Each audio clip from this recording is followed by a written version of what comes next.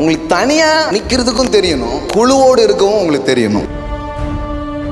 சில பேர் பாருங்களேன், இந்த டீமோட அவங்களால இருக்க முடியாது. ஏன்னா டீமோட நீங்க இருந்தீங்கன்னா அந்த டீம் உங்களை ஷார்ப் பண்ணும், உங்கள்கிட்ட இருக்கிற சில விஷயத்தை வெளியே கொண்டு வரும், நல்லதையோ கெட்டதையோ வெளியே கொண்டு வரும்.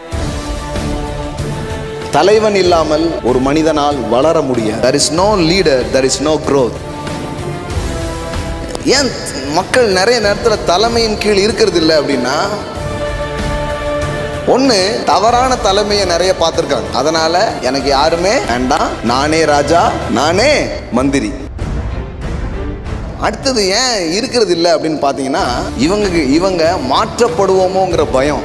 ஐயோ நம்மக்கிட்ட நிறைய சேஞ்சஸ்லாம் கொண்டு வர வேண்டியிருக்குமேங்கிற பயம். பாருங்க, சில நல்ல டீமோட சில நல்ல தலைமையில இருந்தாலே உங்களை தட்டி திட்டி உங்களை உருவாக்க வேண்டிய இடத்துக்கு அவங்க உருவாக்கிடுவோம்.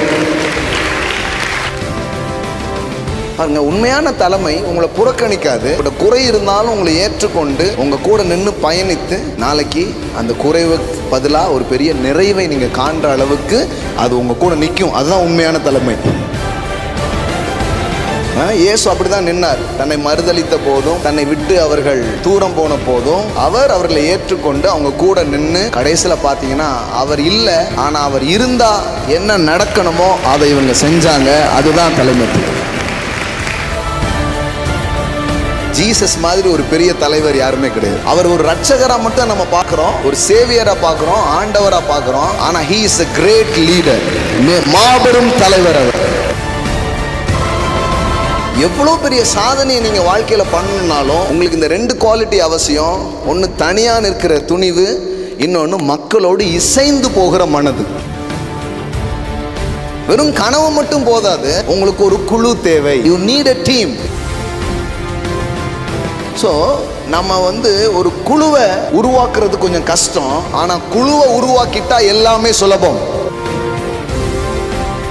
ஒரு நியூ டைட்டில் இன்னைக்கு உங்க தலைமையில எழுதுகிறார், தலைவன் தலைவி அப்படின்னு ஒன்று எழுதுறார். கடவுள் பாருங்க, ஒரு தனிநபரை தயார் செய்கிறதில்லை, ஒரு தலைவனை தயார் செய்கிறார். தேவனுக்கு தெரியும், ஒரு தலைவன் எழும்பி விட்டால் ஒரு தலைமுறையே எழும்பிவிடும். தலைமைத்துவம் என்பது ஒரு பதவி அல்ல, தலைமைத்துவம் என்பது ஒரு பாதிப்பு, தலைமைத்துவம் என்பது ஒரு தாக்கமாக இருக்கிறது. It's impact. காந்தி எந்த பதவியிலும் இல்லை, but he is the leader. ஆனா அவர் சொன்ன தேசமே கேட்கும், அவர் சொன்ன நாடே கேட்கும். நல்லா தெரிஞ்சுக்கோங்க, எப்பெல்லாம் மோசமான காலங்களை பார்க்கிறீங்களோ அப்பெல்லாம் தலைவர்கள் எழும்புகிறார்கள். மோசமான காலகட்டத்தை நீங்கள் பார்க்கிறீர்கள் என்றால் தலைவர்கள் எழும்புகிறார்கள் என்று அர்த்தம். நோய் சாவுன்னு கேட்குறீங்களா, இந்த சீசன்ல தான் மக்களை சுகமாக்கக்கூடிய தலைவர்கள் எழும்ப போறாங்க, மரித்ததை எழுப்பக்கூடிய ஆட்கள் எழும்ப போறாங்க. அது இந்த சீசன்ல தான் நடக்கும். பொதுமக்கள் எப்படி இருப்பாங்கன்னா, அவங்க பிரச்சனையிலிருந்து வெளிவரதுக்கே அவங்க போராடி அவங்க வாழ்க்கை முடிகிற மாதிரி இருக்கும். ஆனா தலைவன் என்பவன் யாருன்னா, தனக்கு மேல இருக்கிற அந்த தடைகள், அந்த மூடிகளை உடைத்து அவன் வெளியே வருவது மட்டுமல்ல, மற்றவர்கள் வாழ்க்கையில் இருக்கிற மூடிகளையும் அவன் வெளியே கொண்டு வருவான். நாடற்று பேரற்று ஊரற்று நிராகதியா எங்கேயோ கிடக்கிறேன்னு நினைச்சீங்கன்னா நீங்க தான் தலைவர்களா இருக்கிறீர்கள், நீங்க தான் லீடர்ஸா இருக்கிறீங்க. எனக்கு மட்டும் ஏன் இவ்வளவு கொடூரங்கள் நடந்தது? அவன் வீடு வாசலோட சந்தோஷமா இருக்கும்போது நான் எல்லாத்தையும் விட்டுட்டு ஏன் ஓட வேண்டியது இருக்குது? ஓடுறீங்களா? நீங்க தான் தலைவர்கள். என்னையா இவ்வளவு விரோதிக்கிறாங்க? நான் என்ன பண்ண?